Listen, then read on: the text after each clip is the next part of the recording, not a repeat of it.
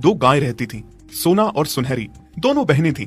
सोना बहुत ही भली और शरीफ गाय थी, वहीं दूसरी तरफ सुनहरी, उसे अपने रूप और रंग पे बड़ा ही घमंड था और वो अपने आप को बहुत ही चतुर समझती थी।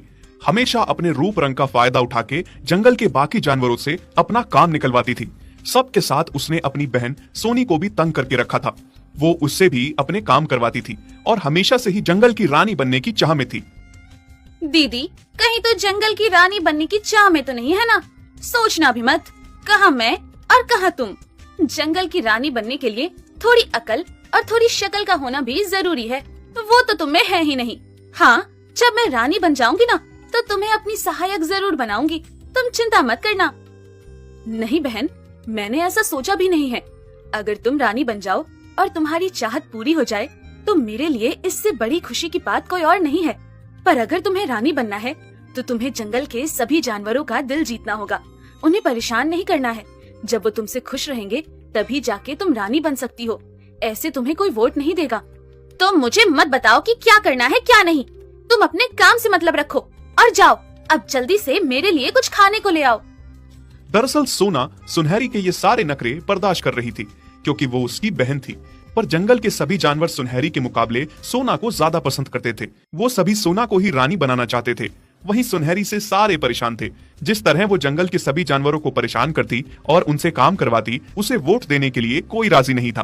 फिर एक दिन की बात है, सुनहरी घास खा रही थी। उफ, थक चुकी हूँ मैं रोज रोज एक ही खाना खा के।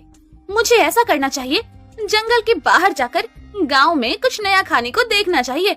मैंने सुना है जंगल के बाहर किसी का गेहूं और मक्की का खेत है, वहाँ बहुत कुछ है खाने को, जाकर देखती हूँ। जब वो जंगल के बाहर कुछ नया खाने के लिए जाने लगी तो सोना उसे मना करती है। वो जाने से रोकती है कि तुम ऐसी अकेली ना जाओ, तुम्हारा रौब इस जंगल में चलता है, जंगल के बाहर नहीं, वहाँ तुम्हारे लिए खतरा हो सकता है। पर सुनहरी खुद को चतुर और सोना को बेवकूफ मानती थी। वो उसकी एक भी नहीं सुनती थी और चली जाती है। हे भगवान, कब ये सुनहरी अपनी मनमानी करना छोड़ेगी? अब मुझे ही इसके पीछे पीछे जाना पड़ेगा, इससे पहले कहीं कुछ गड़बड़ हो जाए। सुनहरी को जंगल के बाहर गेहूं और मक्के का खेत दिखता है। आहा, कितना मजा आने वाला है, यहाँ तो खाने को कितना कुछ है। सुनहरी जैसे ही खाने लगती है कि तभी पड़ोस के खेत का मालिक उसे देख लेता है और वो उस खेत के मालिक को बुला ले आता है जहाँ सुनहरी घास खा रही थी। मालिक एक बड़ा सा डंडा लेकर आता है। मालिक को आता देख सुनहरी भागने की कोशिश करती है, पर एक जगह उसका पैर फंस जाता है, जिस वजह से वो भाग नहीं पाती और खेत का मालिक उसकी खूब पिटाई करता है। चोर गाय, चोरी करती है, तूने मेरा जीना मुश्किल कर दिया है, रोज मेरी फसल को बर्बाद करती है। मैं इतनी मेहनत से फसल उगाता हूँ और तुम मेरी फसल खाती हो। मुझे छोड़ दो, माफ कर दो, पहली और आखिरी गलती समझ के मैं पहली बार तुम्हारे खेत में आई हूँ।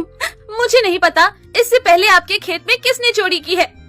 चोरी के साथ साथ झूठ भी बोलती हो। मालिक उसे और ज्यादा डंडे से पीटने लगता है।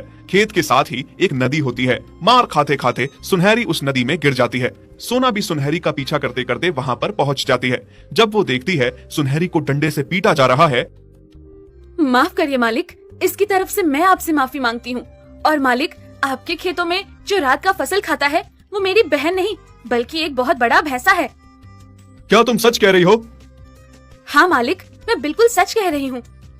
ठीक है, तुम कह रही हो तो मैं मान लेता हूँ। तुम मुझे भली और अच्छी गाय लगती हो, इसलिए मैं तुम्हारी बहन को छोड़ देता हूँ। ले जाओ इसे यहाँ से, दोबारा यहाँ ना दिखे। इस तरह से सोना अपनी चतुराई से किसी दूसरे भैंसे का नाम लेकर सुनहरी को खेत के मालिक से बचा लेती है। फिर जिस नदी में सुनहरी गिर गई थी उस पानी का रंग सुनहरा था, जिस वजह से सुनहरी का रंग भी सुनहरा हो जाता है। सोना उसे बड़ी मुश्किल से नदी से बाहर निकालती है। हाँ दीदी, अब तुम ये बात किसी को जाके ना बताना, नहीं तो सब मेरी खिल्ली उड़ाएंगे। सोचेंगे हमारी होने वाली रानी ने चोरी की और ऊपर से डंडों से मार भी खाई। मैं क्यों कहूँगी भला किसी को कुछ। जंगल वापस जाते जाते सुनहरी के दिमाग में तरकीब सूझी। जैसे ही वो जंगल पहुंची, सारे जानवर सुनहरी गाय को देख के इकट्ठा हो गए और पूछने लगे, कौन हो तुम? इससे पहले कि सोना कुछ कह पाती, सुनहरी ने उसे कुछ कहने नहीं दिया। आपकी सुनहरी हूँ मैं। आज जंगल के बाहर गई थी, वहाँ मुझे भगवान ने साक्षात दर्शन दिए और मुझे वरदान दिया कि इस जंगल की रानी बनूंगी और उसके बाद मेरा रंग सुनहरा हो गया। क्या सच में? क्या तुम सच कह रही हो? वो क्यों? भला भगवान ने ऐसा क्यों किया? क्योंकि भगवान भी चाहते हैं कि मैं इस जंगल की रानी बनूं। तुम सब मेरी सेवा करो और सभी पापों से मुक्त हो जाओ। अगर ऐसा है, भगवान ने खुद आके ये फैसला किया है, तो हम कौन होते हैं फैसला ना मंजूर करने वाले? हाँ, सही कह रही हो तुम। सारे जानवर सुनहरी की बातों में आके इसे भगवान का आदेश मान के मंजूर कर लेते हैं और सुनहरी की जय जयकार करके उसे अपने जंगल की रानी बनाने की तैयारी में लग जाते हैं। वहीं दूसरी तरफ सोना हैरान थी कि सुनहरी ने सबके साथ इतना बड़ा झूठ कैसे बोला। देखा दीदी, कितने बेवकूफ हैं सारे, मेरी बातों में आ गए। तुमने सबको बेवकूफ बनाया, लेकिन जब तुम्हारा ये सुनहरा रंग उतर जाएगा, फिर क्या करोगी? क्या जवाब दोगी सबको?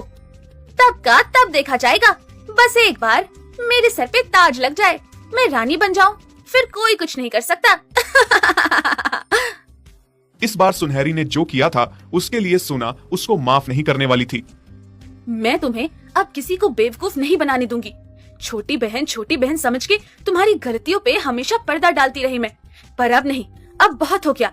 तुम्हारे सर पे ताज चढ़ने से पहले मैं तुम्हारा सच सबके सामने ला के रखूंगी। जैसे ही शाम को जंगल में सब इकट्ठा हुई, सुनहरी के सर पे ताज लगने ही वाला था कि सोना बोल उठी।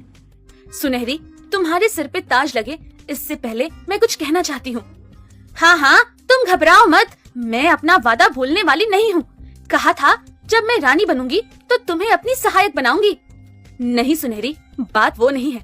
दरअसल बात ये है कि मैंने सुना है रानी का ताज पहनने से पहले अगर पास वाली नदी में कोई नहा ले तो वो अमर हो जाता है। मैं चाहती हूँ कि तुम उस नदी में नहाओ। क्या दीदी, तुम सच कह रही हो? तब तो मैं जरूर नहाऊंगी।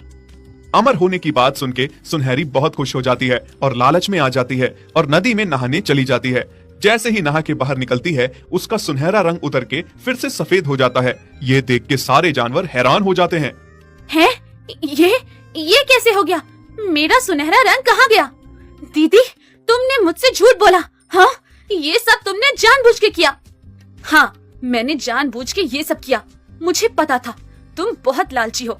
अमर होने का लालच तुम्हें हो जाएगा, इसलिए मैंने तुम्हारा सच सबके सामने लाने के लिए ये तरकीब बनाई। तुम शुरू से सबको बहुत धोखे देते आई हो, लेकिन अब और नहीं, तुम्हारा खेल खत्म। सारे जानवर सुनहरी की इस हरकत से बहुत गुस्सा थे। वो मिलके उसे जंगल से बाहर भगा देते हैं। सोना की ईमानदारी और चतुराई देख के उसे जंगल की रानी का ताज पहना देते हैं और उसे जंगल